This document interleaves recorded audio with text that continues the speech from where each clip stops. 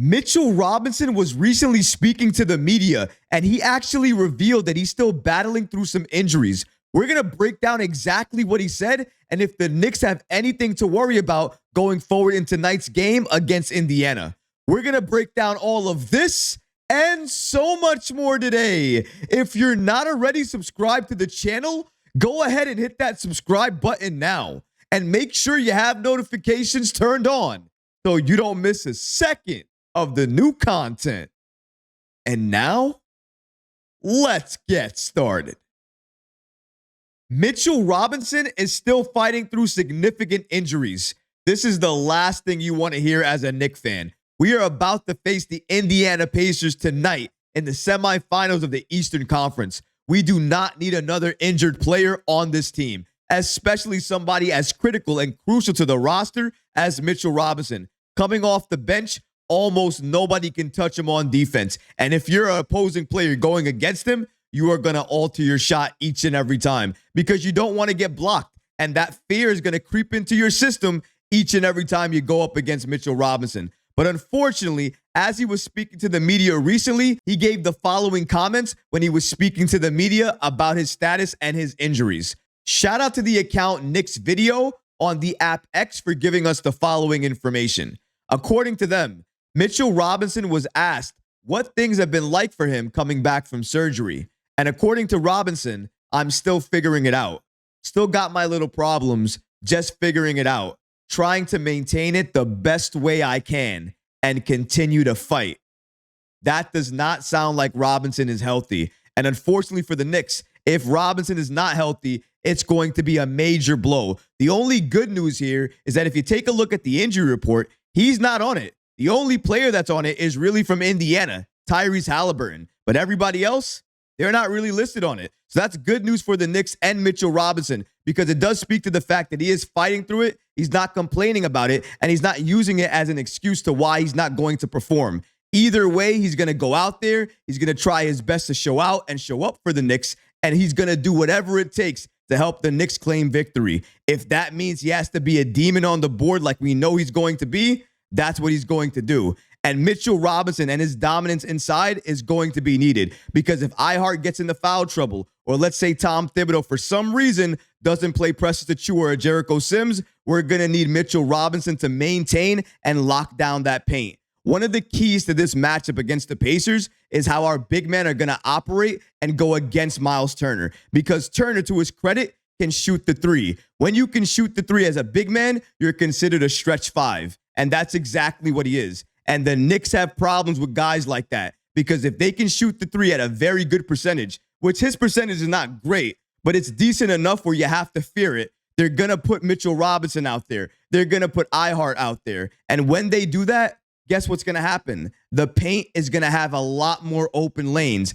That's going to give their attackers, just like Tyrese Halliburton, a lot more room to operate. But here's the thing. Josh Hart, he's also a demon on the boards. And I don't know if you guys checked this stat recently, but I did. Shout out the stat defender on the app X for giving us the following information. Most offensive rebounds among active players in the playoffs. Just take a look at the top three. Josh Hart, 22.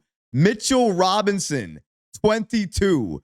Isaiah Hartenstein, 21. And then following that, Aaron Gordon, 19. Joker, 19. Allen, 15. Gobert, 15. Siakam, 14. Not even close to where the Knicks are. Derek Lively, the second, 12. And then Jaden McDaniels, 12.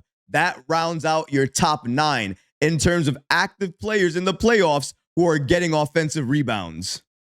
This helps to explain two things. Number one, Josh Hart is a problem in the postseason. He does everything you need, and even if his offense is not coming along, his defense is still there. His hustle plays is still there. He gives you all of that, and he just showed you why he's such an impactful player for the Knicks. He gets 22 offensive rebounds, and he's a guard. He's tying Mitchell Robinson, our center for that, who's coming off the bench, and let's be clear here. Mitchell Robinson off the bench getting those offensive rebounds? Who can stop that? Who's going to stop the second chance opportunities for the Knicks? Who on the Pacers squad can go in there and take away those second chance opportunities? Isaiah Jackson? Miles Turner against Mitchell Robinson, Precious Achiuwa, Ihart, and Josh Hart? No way. Do I need to pull up the graphic again? Look at this again. The top 3 are Knicks. Hart, Robinson, and Hartenstein. What are you doing? How are you going against that? What are the Pacers going to do against that? How are they going to win on the boards against the Knicks? They can't. The pace is the only thing they're going to have to go for and try to do their best in. And with the postseason, we already know the pace slows. And with the Knicks and the way they run their defense, they love to put things in the half court and then run isolation, and then they devastate off of that. And usually, Jalen's the one doing the isolation. But here's the thing. If you double or you triple team Jalen, he is so crafty, has such a high level of basketball IQ, he's going to find a way to pass out of that, find the open man, and they're going to get an open, clean shot. And the Knicks have problem shooters on this team. You cannot leave them open. Dante, he'll kill you if you leave him open. Josh Hart, 43% in the playoffs from 3. You can't leave him open either. Miles McBride, he's a problem. Jalen Brunson, he's a problem. What do you do if you're Indiana? And the way the Tom Thibodeau effect has rubbed off on this team, the next man up mentality, where if they come into the game, they know their role and they know what they need to do to be effective. How do you stop that as Indiana? They cannot. That's the problem. Their defense, not good enough. And against the Knicks, they are going to get slaughtered. There's no way Tyrese is going to be able to penetrate and create against the Knicks. How are you penetrating and creating with those 3 big guys in the paint? And maybe all 3 of them are not playing at the same time, but you still have to deal with one of them at some point in time. If you get one of them into foul trouble, somebody else is going to come in. You get him into foul trouble, we have other players who can come in and still have an impact. Precious Achiuwa, I'm looking at you. Tom Thibodeau, please play Precious Achiuwa in this upcoming series. We need an 8-man rotation. We cannot deal with a 7-man rotation. I know there's a little bit of chatter out there that potentially Alec Burks could get minutes. Guys, I'm good with Alec Burks. I know we made the trade. I get he has value. I understand we want to trade him maybe in the offseason or whatever the case may be. Sign and trade. I'm not sure, but I understand your concerns is what I'm trying to say. But listen here. I would rather Precious Achiuwa get those minutes than give any of those minutes to him. I would rather Shake get those minutes than let Burke get any more minutes for this team because we already saw it. How many times do you need to see Burke out there before we understand that he's just not impactful with this team? Now, if you want to make the argument that it's the postseason and he could play different, okay. But you know what? We saw Precious Achiuwa show out in the postseason already, and he went toe-to-toe, head-to-head with Joel Embiid, the reigning MVP of the league. If that's the case, you don't think he can do that to anybody else? I think we have to give him a little bit of credit here. The one thing we can say about Mitchell Robinson, and really this entire Knick team, is that they fight. They always fight. They never quit, and they never give up. If they can play, they're going to play. If they need to rest, they're going to rest. But best believe, they did that rest begrudgingly. They did not want to take that rest day. All of these players on this team right now have bought in. They understand what their role is. They understand what they need to do. And they understand what the Knicks need to run in order to be successful. Every single player understands the impact that they have. Anybody's missing from this is going to affect the Knicks and what they're looking to do. That's why I've said it so many times. With the current roster we have, if fully healthy, we can go toe-to-toe with anybody because we have the personnel to do it. And also because I have a huge belief and faith in Jalen Brunson. Jalen has not only done it this year. He did it last year. He did it in his time in Dallas. Everybody keeps saying that Jalen Brunson has to do something consistently. Jalen has been consistently money each and every postseason he's been in. Maybe not each and every game, but you know what? Sometimes good players are going to have games where they're not playing well. That's true for Jalen Brunson as well. But more times than not, he has awesome games, amazing games, games that make you scratch your head and think, How can people make comments that he's not 1A? It just doesn't register to me. Those are the type of praise and comments he's likely going to get because he earns them through his play. Jalen Brunson didn't just walk into New York and started getting all this praise. That's not how it works in New York. You don't ever get it that way. You have to earn it. Look at Kemba Walker. When Kemba Walker was coming here, and by all means, we knew Kemba when he was coming here had bad knees, so we weren't expecting a lot, but we were expecting something. But even with that, we didn't just give him the love. We obviously love each and every player that comes to play for the Knicks, but in terms of that respect and love, you have to earn it. Jalen Brunson has done that from day one. That's why right now, even though he's not the quote-unquote savior, he is the best player on the floor for the Knicks. He is the person we look to as our leader to close games. And each and every time we do that, he pulls it out, he gets us the bucket, and also seals the deal and gets us the victory.